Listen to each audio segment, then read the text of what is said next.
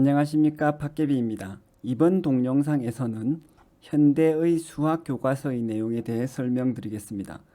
간단한 내용이긴 하지만 수학의 특징을 이해하는 또 다른 단서가 될 수도 있을 겁니다.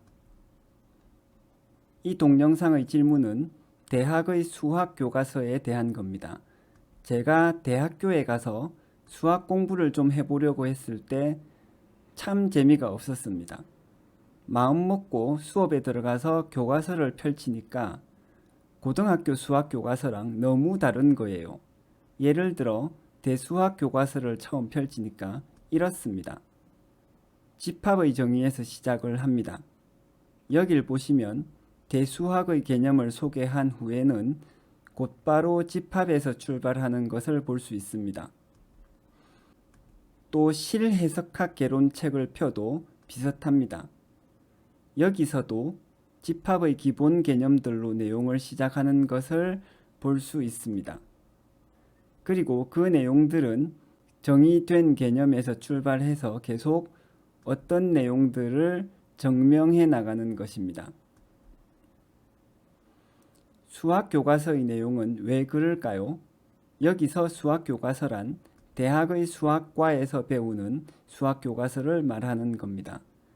중고등학교 때까지의 수학 교과서를 보면 기본 개념을 설명하고 그 다음에는 연습 문제를 풀어보죠. 마지막으로 응용 문제를 풀어보고 다음 단원으로 넘어갑니다. 그런데 대학 수학 교과서에서는 대부분의 경우에 집합의 기본 개념에서 출발해서 이것저것 증명을 하기 시작합니다. 그리고는 끝까지 이렇게 증명으로 연속해 나가는 거죠. 물론 그 사이에 개념 정의들이 계속 들어가고 그렇습니다. 그리고 고등학교 수학에서 증명은 제일 어렵고 재미없는 내용 중의 하나죠. 그런데 수학 교과서는 왜 이렇게 되어 있는 걸까요? 2300년 전에 유클리드 기하학이 만든 수학의 체계가 지금까지 이어지고 있기 때문이죠. 그건 간단히 말해서 이와 같은 체계입니다. 공리라고 불리는 적은 수의 극히 당연한 내용에서 출발해서 수학의 모든 내용들을 논리적으로 엄밀하게 증명해 나가는 것입니다.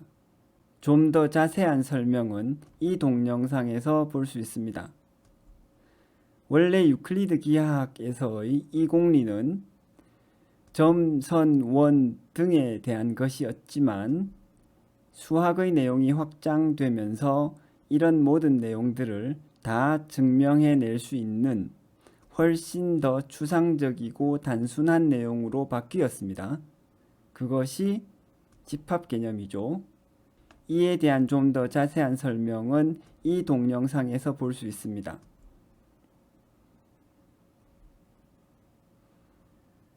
결론적으로 대수학이든 해석학이든 기하학이든 수학의 어떤 분야가 있다면 그건 여기에 있는 거죠. 아니면 여기나 여기에 있거나. 그리고 수학은 체계성을 중시하는 학문이기 때문에 수학자들이 교과서를 만들 때는 수학의 각 내용들, 즉 정리들이 완벽하게 증명되고 통합되어 있다는 것을 보여주고 싶어 하는 겁니다.